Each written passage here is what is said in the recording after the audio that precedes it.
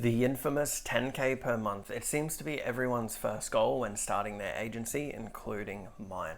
I had my first 10K month back in February of 2019, and I'm here to tell you there are no secrets, no magic bullets. It comes down to three things, which I'm going to be breaking down in this video. First of all, you're scrolling on YouTube, seeing video after video with the same or similar titles to the ones claiming it will show you how to hit 10K per month, and you watch one after another, and there's different paths. And now you're even more confused because you're unsure who to listen to. There is no one way to hit 10K per month. Everyone who does it has done it slightly differently. However, the principles used remain the same each time. As long as you follow them, you'll be able to hit 10K as well. You ever hear the saying, there's a million ways to skin a cat?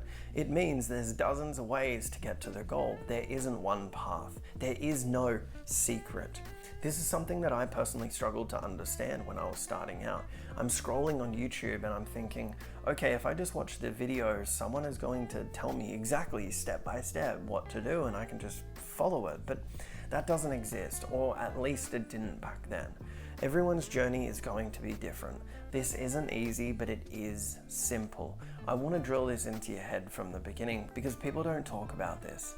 Stop watching YouTube videos hoping it's going to give you a step-by-step playbook. We often hear if you focus on building strong foundations and getting the basics right, you will see success. But what does that actually mean? When I was working in Australia's best restaurant, there was a process and structure to everything we did.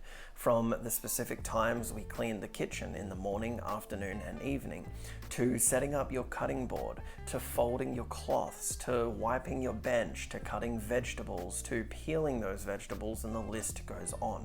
Oftentimes when you start the chefing journey, especially in world-class kitchens, your only job for 17 hours a day is cutting and peeling vegetables. You'll get a 20-kilo sack put on the bench of carrots, potatoes, onions, whatever it is, and it's your job to peel and slice them. That's it. The reason is simple. You must do the basics right before moving on to something else. The same rules apply to business and everything in life, really. You must get the foundations right and understand them before you can move on to the sexier work. Once you have the foundations right and the principles, the only thing that you need to focus on is your output.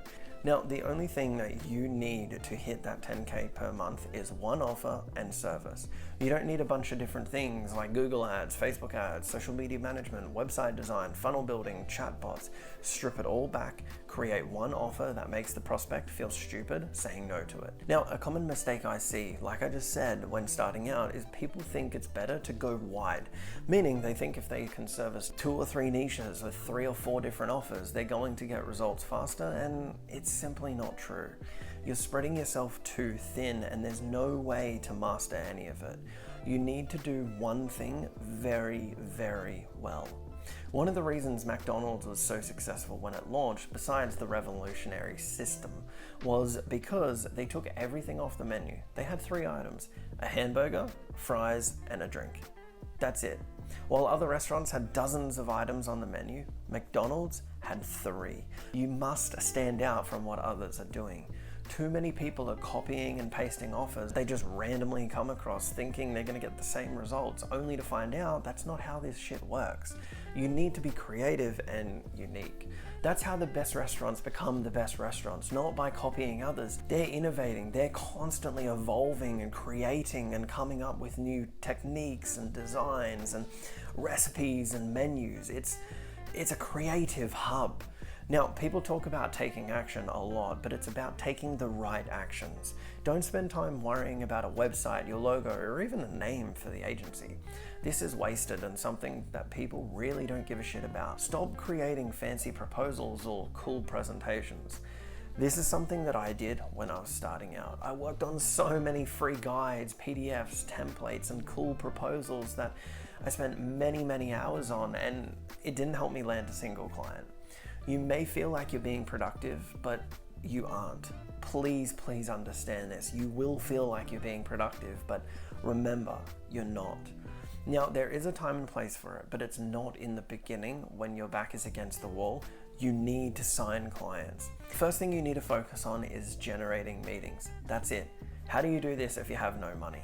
cold outreach. If you do, then you can use ads, which I've got a bunch of videos on, so you can go check those out. But you need to live and breathe cold outreach. You need to be doing an ungodly amount of it. And look, I know it's repetitive and I know it sucks, but you must do it in order to see success.